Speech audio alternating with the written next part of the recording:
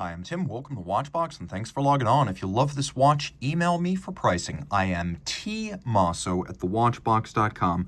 Reach out to me with any questions you have about this or any Watchbox watch. Email tmosso at thewatchbox.com for pricing.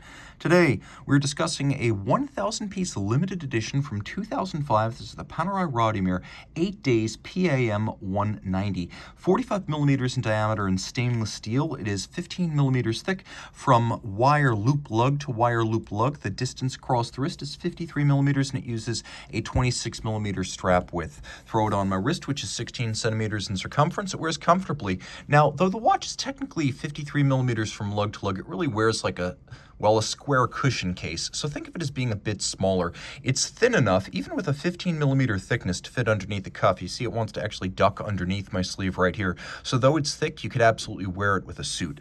Now, taking a quick look at the watch, by the way, I recommend it for wrist as small as 15 centimeters circumference. The strap is upscale. Alligator leather is not terribly common on Panerai watches. They generally use calfskin, textile, or some sort of rubber. Here we have large rectangular scale black alligator leather with a folded edge, a monotone stitch, semi-gloss, substantial bolstering to add thickness, and on the underside you can see calfskin, and it is a Panerai factory strap, brand new, no crimping, no gouging. Taking a quick look at the buckle, very typical Panerai, stainless steel, trapezoidal, high polished. The case itself also of high polish, this wire lug look designed to evoke the Panerai 3646 combat watches of the 1930s and 40s, and the look is very much of that era, though you can see the logo on the crown is 1970s era. It is an array of vintage nostalgic elements. Now, if you like strap swapping, take note, this is not a welded wire lug like you would have found on the historic Panerai pieces. These two little screws on each side, they anchor the lugs in place. Remove the screws, the lug pulls out, it splits in the middle, and then you can throw on any strap you like, and there will be a world of options for any Panerai watch. We have a screw-down crown here, 100 meters of water resistance. The dial is a matte black with rose gold plated hands for a nice warm contrast. It is what's called a sandwich dial, so a stencil featuring the numerals and the indices on top of a solid disc of lume. Let's take a look at the effect, and as you can see, it is very impressive. That's iconic right there. You already know who made that watch. That's Panerai. Now, the watch is very simple.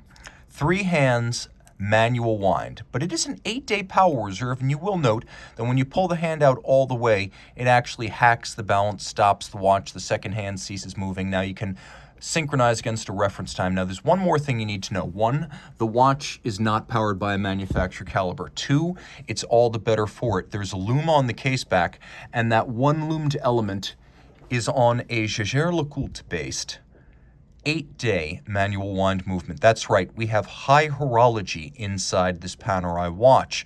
So you could see it's been modified a little bit. It's more heavily jeweled than the JLC, and it's been modified to put the power reserve, the 8-day power reserve indicator, on the case back to avoid marring the iconic Panerai dial, and I actually prefer it that way. As you could see, it indicates 8 days, though in fact this movement has been known to run for almost 10 before it actually stops. It beats away at 8 beats per second, so it's a fairly high beat rate. In spite of the long power reserve, no compromises were made, and it's based on the JLC caliber 877, which was originally devised for a flagship Reverso 70th anniversary model back in 2002.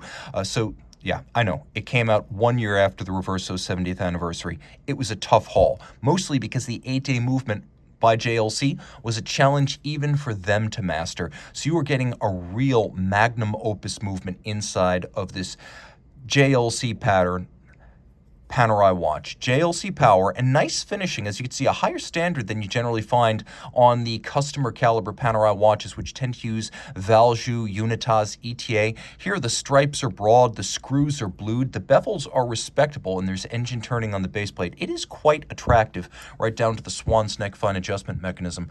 Reach out to Tim Mosso at thewatchbox.com for purchase and pricing details.